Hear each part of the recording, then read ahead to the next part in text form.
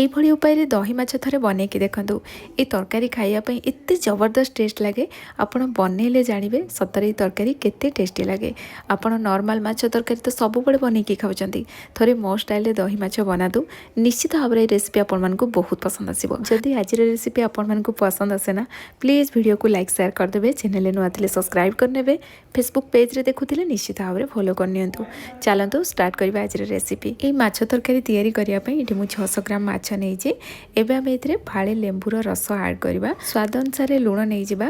Half छोट चामच रू भी कम मुझे हलदी गुंड आड कली। हाफ छोट चामच कश्मीरी रेड चिली पाउडर आड कली। एवं आम सबू जिनस को भल भाव में मिक्स करनवा। आई माछ को एमती मिक्स कलापर ना 4 ରୁ 5 मिनिट पाखापाखि रेस्ट रखीदे। से भितर आम चलतु अन्य सब मसला तैयारी करवा। तो ये माछ रेडी हो गला। या मुझे साइड रखीदे।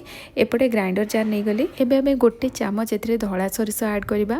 गोटे चामच कड़ा सोरिष देदेबा। ए पानी दे या आम फाइन पेस्ट करके नहीं आसवा। सोरिष को किसी समय जब बतुरेक रखीदेवे ये बहुत बढ़िया से पेस्ट हो। तो मुझे 4-5 मिनिट एमती बतुरेक रखीदे या फाइन पेस्ट करके नहीं आसली। एवं आम सोरिष मसला को गोटे जगह को बाहर करनवा।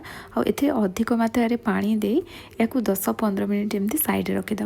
जितेबाला आप तरकारी तैयारी करेंगे ता पूर्वर ये सोरिष मसला को बाटिकी पानी देके एमती साइड रखीदे। एवं तरकारी आम आउ गोटे मसला तैयारी करवा। से 6-7 पाखुड़ा रसुण नहीं गली। हाफ इंच अदा नहीं जा। 1.5 छोट चामच मुझे पोस्त आड कली। हाफ छोट चामच जीरा देदेबा। गोटे छोट चामच गोटा धनिया दे एथिरे पानी देदेबा। या फाइन पेस्ट करके नहीं आसवा। तो ये देखो आम मसला रेडी हो गला। एबे चलतु तरकारी तैयारी करवा। से एपटे कड़े गरम कर देइथिली। कड़े भल भाव में गरम होगापर ए सोरिष तेल आड करवा।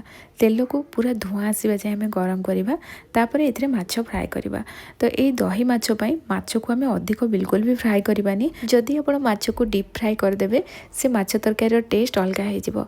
माछ एमती कंचा थी दही सहित से सीझ तार टेस्ट बहुत बढ़िया आसो। माछर आमिष गंध रही तरकारी टेस्ट बहुत बढ़िया आसो। से आम हल्का माछ को भाजिकी बाहर करनवा। माछ गोटे साइड गोटे मिनिट एमती भाजी हेलापर ही या आम उल्टे नवा। माछ ये बिल्कुल भी सीझिनी पूरा कंचा अच्छी। केवल तार आमिष गंधटा पड़ेब से तेल में गोटे मिनिट लेखाएं गोटे साइड भाजी थी। देखो अंपट साइड भी सेमती गोटे मिनिट या हाई फ्लेम एमती भाजिला मु बाहर कर नौची। माछ ये पूरा कंचा अच्छी।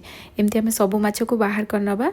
आ जो तेलटा रहा ना एमती अल्प तेल ही तरकारी तैयारी करवा। कारण दही माछ ये आम तैयारी कर दहीर मात्रा अधिक रही भी तेल रिलीज हुए। से प्रथम कम तेल देकी तरकारी आम तैयारी करवा। एथिरे मु गोटे छोट चामच चीनी आड कली। चीनी रू जितेबाला एमती फेण आसीजिव एथिरे तेजपत्र 2टा लवंग 2टा गुजराती गोटे अलैच पकेवा। ता सहित सुखिला लंका दवा। पंचफुटण गोटे छोट चामच पकेवा। सबू जिनस को तेल रे भल भाव में भाजवा। फुटणटा जमी भल भाव में फुटिज हेले ये तरकारी फ्लेवरटा बहुत बढ़िया आसो। ये आम दही माछ तैयारी करछंती से गोटा गरम मसला सहित आम फुटण आड कले। ये सब जिनस भल भाव में भाजी हेलापर पियाज को आम स्लाइस रे काटिके आड करवा। गोटे बड़ साइज पियाज नहीं ता सहित भूषण पत्र आड करवा।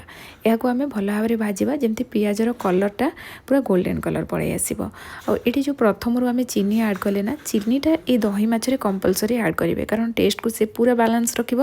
प्रथम जदि आप आड न कर आगो को जिते तरकारी हो आसो ना से टाइम आप आड करेंगे। ये पियाज बहुत बढ़िया से भाजी हो जाए। एमती गोल्डन कलर हो भाजी हेलापर ये आम हलदी गुंड कश्मीरी रेड चिली पाउडर दबा। और सबू जिनस को 30-40 सेकेंड पाखापाखि भाजीदे। तापर ये अदा रसुण जो मसलाटा आम तैयारी करते ना ताकू आड करवा। आम सोरिष मसला ये पकई ना केवल अदा रसुण मसला को पकईले एबे ये मसला को आम भल भाव में कषा। ये राग लंका गुंड मु आड करेनि। आम सुखिला लंका को खंडिया करके आड कर छड़ा आम ये कंचा लंका पकेवा। कंचा लंका द्वारा जदि तरकारीटा राग हम तरकारी फ्लेवर बहुत बढ़िया आसवा सहित ये खावाई भी बहुत बढ़िया लगे। से आम सुखिला लंका गुंड ये यूज करवानी। आईटी देखो मसला बहुत बढ़िया से कषि हो जाए। एबे आम ए दही आड करवा। ये मुझे 3/4 कप दही आड कली। दही को आम चामच रे कि हुइस्कर भल भाव में फेंटिकी मिसई नवा। जमी यार टेक्सचरटा ना पूरा क्रीमी क्रीमी हो बस से टाइप करके आड करवा। जितेबाला मसलार आम दही को पकेबा गैस फ्लेम पूरा लो रखा। लो फ्लेम रे यहाँ कंटिन्यूअसली एमती आम चलेबा। दही जितेबाला मसला सहित भल भाव में मिक्स हो आम gas flame low to medium रखी यहाँ एमती कंटिन्यूअसली चलेबा जेपर्यंत ये गोटे फुटा न आसी। आउ एमती जदि न चलेबे ताले दही फाटिज से कंटिन्यूअसली चलाउथे। एमती गोटे फुटा आसला दही आउ फाटबनी। एवं आम ए सोरिष मसला ऐड करवा। दही को ये अधिक समय कषा दरकार नहीं, जस्ट एमती फुटवा आरंभ हम आम ए सोरिष मसला ऐड करवा। सोरिष मसलार आम पानी देकी रखी से एपट सेपट कर पकेबा जहाँफल जो खदड़िया अंशटा पूरा तले रही। ये देखिपे खदड़िया अंश पूरा तले रहीगला। यहाँ आम एमती पकेबानी, गोटे स्ट्रेनर छाणीदबा जहाँफल ये जो खदड़िया अंश ना पूरा ऊपर रही केवल तार पानीटा ही जीव। तो ये आमर सोरिष मसला को भी आम पकईदे। एवं यहाँ भल भाव में मिक्स कर नवा। आईटी आप ग्रेवी जी बहलिया रखापी चाहूबे से अनुसार पानी देदेवे, किंतु यहाँ अधिक सेमती पानी रहिले भी खाइबापी भल लगनी, पूरा बहलिया बहलिया होकर रही दही माछ खाइबापी बहुत बढ़िया टेस्ट लगे। तो मुझे पानी रखी एवं आम ए स्वाद अनुसार लुण देदेबा। यहाँ मिक्स कर नवा। माछ ये टोटाली सिझिनी, पूरा कंचा अच्छी। आई दही सहित ही माछ सिझिकी जदि रेडी हम ना ये तरकारी खाइबापी बहुत बढ़िया टेस्ट लगे। आपड़ चाहिए पूरा कंचा माछ को भी एमती तैयारी करेंगे, किंतु हल्का एमती जदि भाजी देवे ना ये तरकारीटा खाइबापी बहुत बढ़िया टेस्ट लगे। तो ये सब माछ को ऐड कलापर मुझे कंचा लंका ऐड कली। गोटे दुटा कंचा लंकार मु कट लगे, अन्य सब लंका गुड़ाक गोटा ही अच्छी। जदि आप अधिक राग खाइबापी पसंद करती कंचा लंका को मझी पूरा कट लगे दुई फाड़ करके ऐड करेंगे। एबे यहाँ आम कवर करदे। प्रथम गैस फ्लेम हाई रखा, गोटे फुटा आसला गैस फ्लेम लो करी यहाँ 15 मिनिट एमती लो फ्लेम रे आम सिझापी छाड़दे। आईटी देखो 15 मिनिट पर मुझे देखा माछ तरकारी बहुत बढ़िया से रेडी हो जाइए। यार फ्लेवर बहुत बढ़िया आसो से लास्ट मुझे डालचीनी गुंड अल्प ऐड कर। दही माछ तैयारी करमती डालचीनी गुंड जदि पकेबे ना यार टेस्ट बहुत बढ़िया आसो। आप चाहिए गरम मसला गुंड पकई पारे, किंतु एमती डालचीनी गुंड पकईकी देखो ये तरकारी टेस्ट और तार फ्लेवर ना पूरा यूनिक रहिबो। तो ये मुझे लास्ट धनिया पत्र पकईकी गैस फ्लेम बंद करदेली। यहाँ कवर कर 5 मिनिट पाखापाखि एमती सेट होगापी छाड़देली, जेहेतु आम ए डालचीनी गुंड पकई थे। एमती दही माछ गरमा गरम भात सहित सर्व करूँ, खाइबापी बहुत बढ़िया टेस्ट लगे।